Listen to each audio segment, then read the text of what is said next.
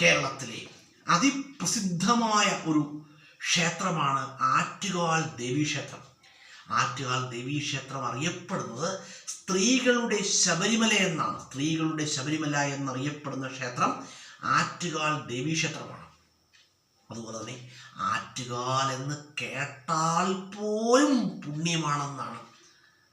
അതുപോലെ തന്നെ ആറ്റുകാൽ ക്ഷേത്രത്തിലെ പ്രതിഷ്ഠ എന്താണെന്ന് അറിയാമോ? ആറ്റുകാൽ ക്ഷേത്രത്തിലെ പ്രതിഷ്ഠ കണ്ണകിയാണ്. ആരാണ്? കണ്ണകിയാണ്. അതുപോലെ തന്നെ ലോകത്ത് ഏറ്റവും കൂടുതൽ സ്ത്രീകൾ പങ്കെടുക്കുന്ന ആഘോഷം ഏതാണ്? ലോകത്ത് ഏറ്റവും കൂടുതൽ സ്ത്രീകൾ പങ്കെടുക്കുന്ന ആഘോഷം എന്ന് പറഞ്ഞാൽ ആറ്റുകാൽ പൊങ്കാലയാണ്. ആറ്റുകാൽ പൊങ്കാലയാണ്. അതുപോലെ തന്നെ ആറ്റുകാൽ ക്ഷേത്രം സ്ഥിതി ചെയ്യുന്ന ജില്ല ഏതാണെന്ന് അറിയാമോ? നമുക്ക് എല്ലാവർക്കും അറിയാം, തിരുവനന്തപുരം ജില്ലയാണ്. ജില്ല ഏതാണ്? തിരുവനന്തപുരം ജില്ലയാണ്.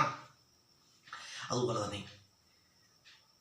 ആറ്റുകാൽ ക്ഷേത്രം സ്ഥിതി ചെയ്യുന്നത് ഏതു നദിയുടെ തീരത്താണെന്ന് ചോദിച്ചാൽ ആറ്റുകാൽ സ്ഥിതി ചെയ്യുന്നത് കിള്ളിയാറിൻ്റെ തീരത്താണ്. കിള്ളിയാറിൻ്റെ തീരത്താണ് കേട്ടോ.